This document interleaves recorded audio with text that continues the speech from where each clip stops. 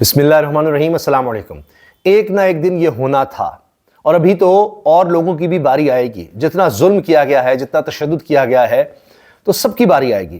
اب آپ یہ اندازہ لگائیے کہ اسلام آباد میں سب سے زیادہ مشہور و معروف SHO اشفاق وڑائچ، کئی ویڈیوز ہیں اس شخص کی جہاں باقاعدہ یہ لوگوں کو دھمکیاں لگا رہا ہے، بزرگوں سے بدتمیزی کر رہا ہے۔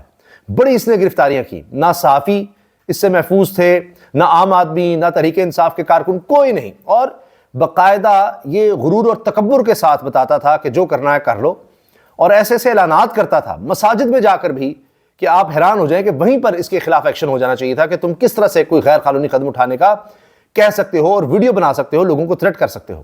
اب جناب یہ SHO ہو گیا ہے معطل، اور اسلام آباد والے سب اس کو جانتے ہیں، رپورٹرز، دیگر لوگ سب، اس کی بڑی ویڈیوز وائرل تھیں۔ اور یہ کہتا تھا تم مجھے جانتے نہیں ہو، میرا نام نہیں سنا تم نے؟ اشفاق وڑائچ SHO، جس تھانے میں رہے اس علاقے میں جناب کوئی میرے اجازت کے بغیر کوئی کچھ نہیں کر سکتا۔ اتنا اپنی طرف سے روب اور دبدبہ اس نے بنایا ہوا تھا۔ تو اب یہ ہو گیا ہے معطل۔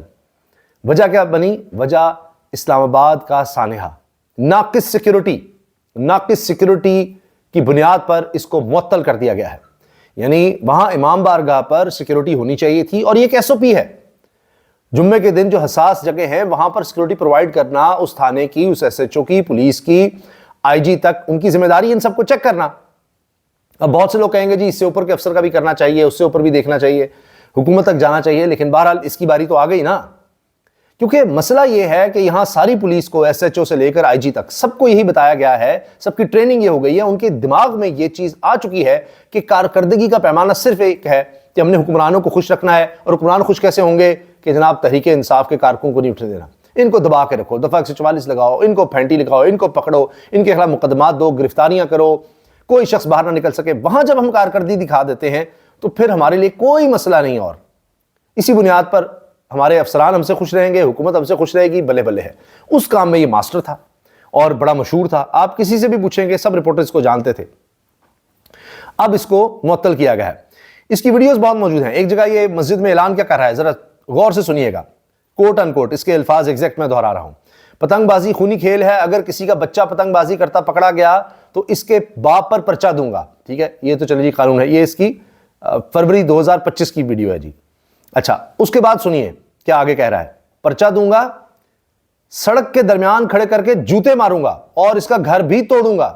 اب مجھے بتائیے کون سا قانون یہ اجازت دیتا ہے کہ کھڑے کر کے، سڑک پر کھڑے کر کے اس کے درمیان جوتے ماروں گا اور اس کا گھر بھی توڑوں گا؟ کیونکہ یہ ٹریننگ ہو چکی ہے کہ گھر توڑنا ہے، جانا ہے، طریقے صاحب کا بندہ گھر توڑ دو، اس کا جا کر توڑ پھوڑ کر دو۔ وہ اعلان کر رہا ہے، الل اعلان کہہ رہا ہے مسجد میں جا کر، کوئی قانون اس کی اجازت نہیں دیتا، لیکن اس کو پتا ہے کہ مجھے کوئی پوچھنے والا نہیں۔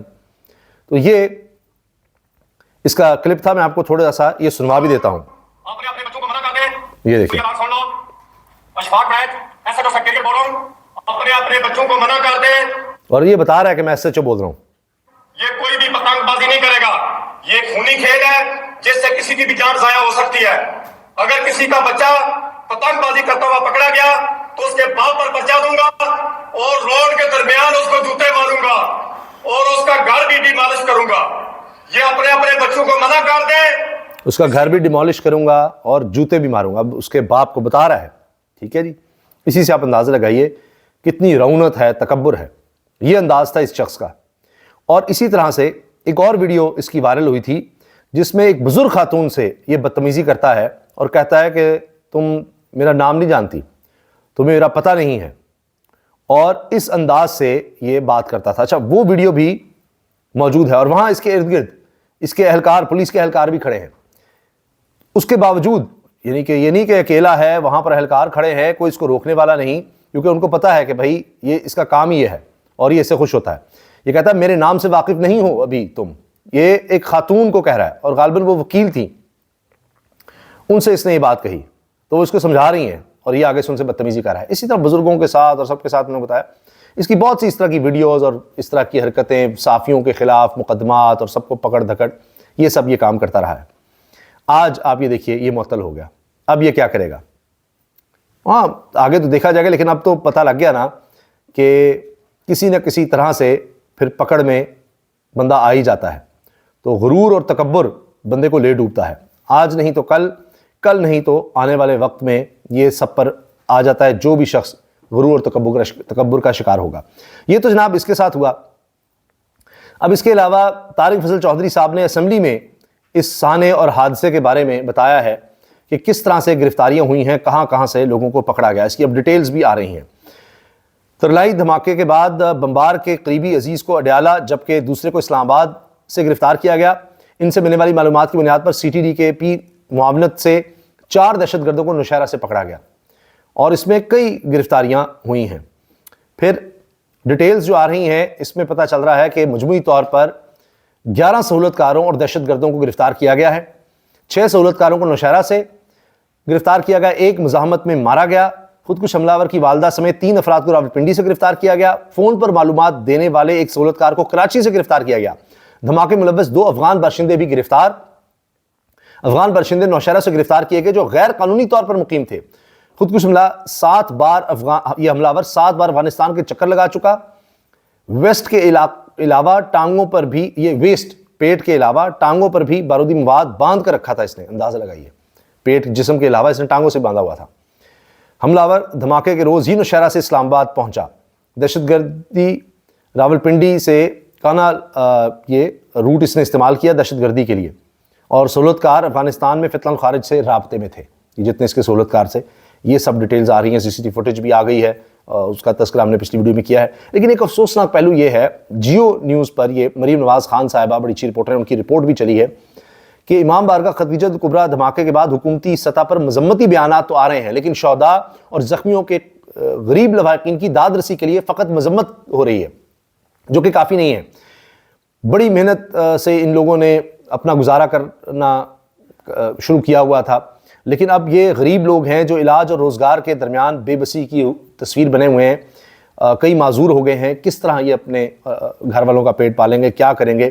اب علاج بھی اس طرح سے پراپر نہیں ہو رہا، اور کئی لوگ پرائیویٹ طور پر جا کر علاج کروا رہے ہیں، سرکاری سطح پر نہیں ہو رہا، اور روزگار کا بھی ان کے لیے مسئلہ ہے۔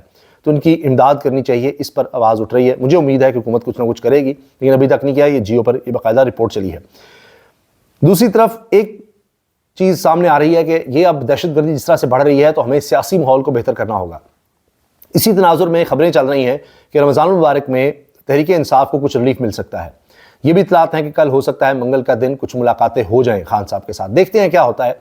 لیکن دونوں طرف بات ہو رہی ہے، مزاحمت ساتھ ساتھ ہے۔ ابھی آپ نے 8 فروری کی ہڑتال دیکھی، اب یہ ہو رہا ہے کہ کنٹینر تیار ہو رہا ہے اور اس پر لکھا ہوا ہے آزادی یا موت۔ بڑی بات ہے یہ، آزادی یا موت۔ اور کنٹینر کے یعنی انتظامات دیکھنے کے لیے خود وزیر اعلیٰ خیبر پختونخوا سہیل آفریدی پہنچے، وہاں لوگوں سے ملے، وہ ویڈیو وائرل ہو رہی ہے، اور یہ کہا جا رہا ہے کہ رمضان المبارک سے پہلے اعلان ہو جائے گا مارچ کا، اور عید کے بعد تحریک انصاف سہیل آفریدی کی قیادت میں مارچ کر سکتی ہے۔ اس کا اشارہ شاہد خٹک صاحب ممبر قومی اسمبلی دے رہے ہیں۔ وہ کہتے ہیں پشاور میں ہمارا کنٹینر جس پر لکھا ہے آزادی یا موت تیار ہے، اس پر ہم کسی بھی وقت بیٹھ سکتے ہیں، اور اس ٹرک کی ڈرائیونگ سیٹ پر سہیل آفریدی بیٹھے گا۔ یہ کہہ رہے ہیں جناب شاہد خٹک صاحب۔ پھر کہہ رہے ہیں ہماری آزادی کنٹینر احتجاج کے لیے تیار ہے، ایک ایسے ہی حالات چلتے رہے، کسی بھی وقت وزیر اعلیٰ سہیل آفریدی ڈرائیونگ سیٹ پر بیٹھ کر لیڈ کریں گے۔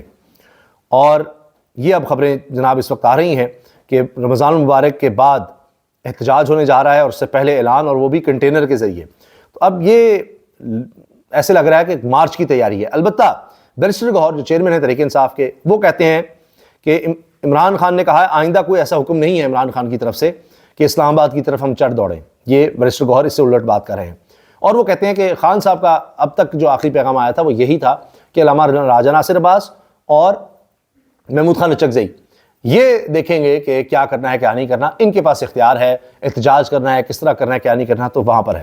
تو اب یہ بڑی دلچسپ صورتحال ہے کہ کیا ہوگا، لیکن یہ بات ہے کہ خان صاحب نے ظالم چال چلی کہ سہیل آفریدی کو وزیر اعلیٰ کے لیے کہہ دیا، اور جب سے وہ آئے ہوئے ہیں مزاحمت نے زور پکڑا ہوا ہے، اس میں کوئی شک نہیں ہے، اور مزاحمت تیز ہوتی نظر آ رہی ہے۔